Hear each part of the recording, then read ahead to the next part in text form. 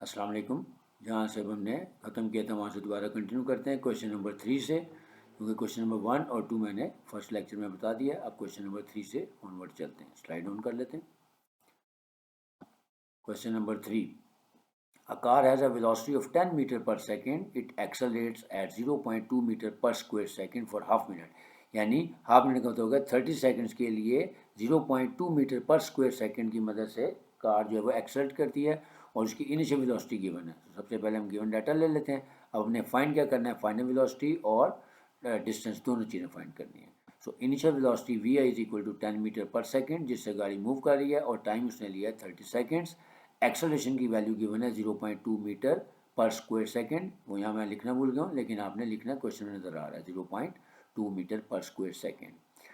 To find distance find करना है और फाइनल वेलोसिटी हमने फाइंड करनी है। अब जो गिवन डाटा है उसके मुताबिक देखें हम कौन सा फार्मूला लगा सकते हैं। हम इस पर फर्स्ट इक्वेशन ऑफ मोशन लगा के पहले इसकी फाइनल वेलोसिटी फाइंड करते हैं।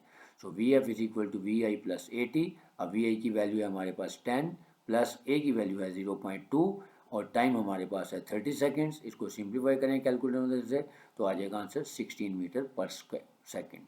अच्छा, अब जो सेकंड स्टेज है हमारे जो इसका डिस्टेंस फाइंड करना है। अब हमारे पास फाइनल वेलोसिटी भी है और इनिशियल वेलोसिटी भी है, तो हम चाहें तो एवरेज वेलोसिटी निकाल लें, यानी v f plus v i over 2 करके और फिर उसको टाइम से मल्टीप्लाई कर दें। लेकिन हम इसको सेकंड इक्वेशन ऑफ मोशन से भी सॉल्व कर सकते हैं। So using second equation of motion s is equal to v i t plus 1/2 a t square या हाफ ए टी स्क्वेयर। अब एस यानी डिस्टेंस फाइंड करना है। वैल्यूज हमारे पास गिवन है। वी आई की वैल्यू है 10, टाइम हमारे पास 30 प्लस 1/2 इंटू एक्सेलरेशन की वैल्यू 0.2 मल्टीप्लाइड बाई 30 का square.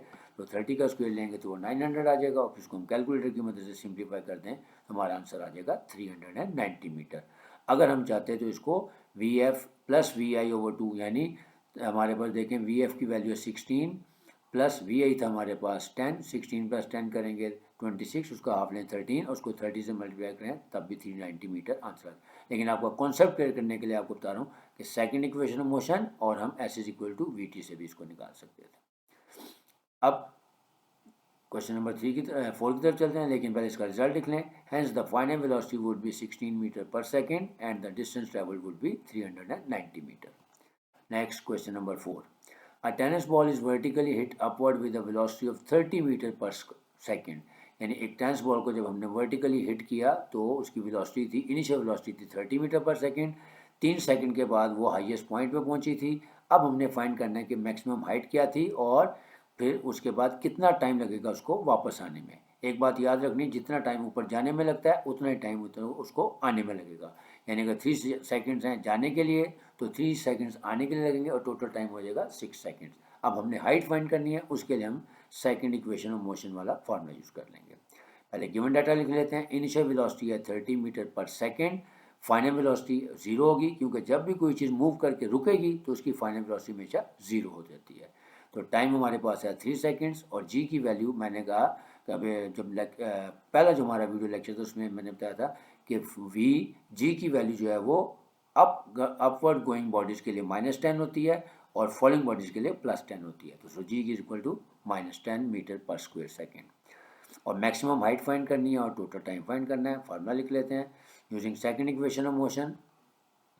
H is equal to v i t plus half g t square. मैंने कहा कि जब फॉलोइंग बॉडीज आ जाएगी तो हम एस को एच से रिप्लेस कर देंगे और ए को जी से। अब वैल्यूज हमारे पास गिवन है, वैल्यूज पुट कर देते हैं।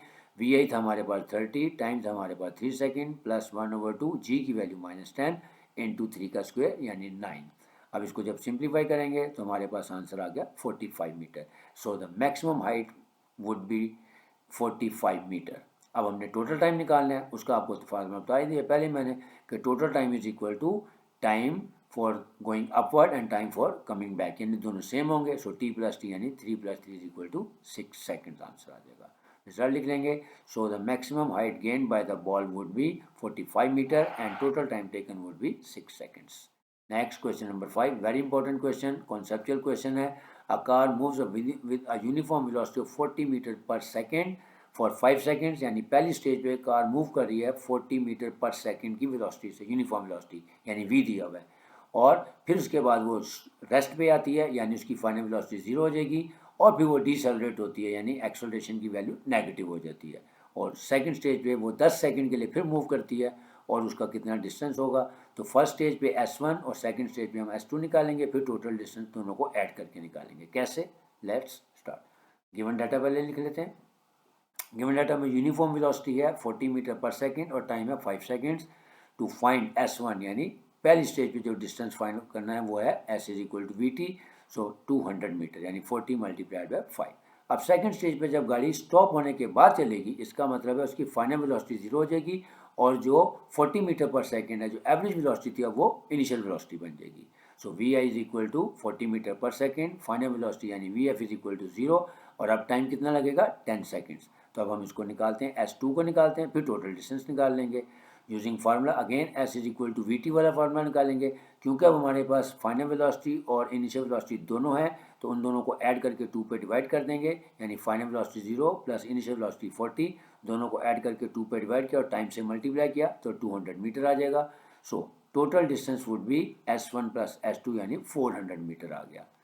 अब हमने निकालना है एक्सेलरेशन यानी डिसेलरेशन की वैल्यू। मैंने कहा डिसेलरेशन कुछ नहीं होता, एक्सेलरेशन की वैल्यू निकालेंगे और उसका आंसर नेगेटिव आ जाएगा जो कि डिसेलरेशन कहलाता है। So a is equal to v f minus v i over t. अब ए वी एफ हमारा 0 था और वी आई हमारा -40 डिवाइडेड बाई 10 यानी -4 मीटर पर स्क्वायर सेकेंड। इसका मतलब क्या हो गया? Hence the total distance travelled by the car would be 400 metre and it's deceleration value will be 4 metre per square second. जो नेगेटिव साइन है it shows that the car has decelerated. अब question number 6 और 7 करना है हमने, और 6, 7 और 8 इंशाल्लाह। अब क्योंकि मेरा इस वीडियो का भी टाइम तकरीबन ओवर होने वाला है, लिहाजा अब यहाँ पे मुझे इसको क्लोज करना पड़ेगा और क्वेश्चन नंबर 6, 7 और 8 के लिए हम नई वीडियो तैयार कर लेते हैं या नई स्लाइड चला लेते हैं।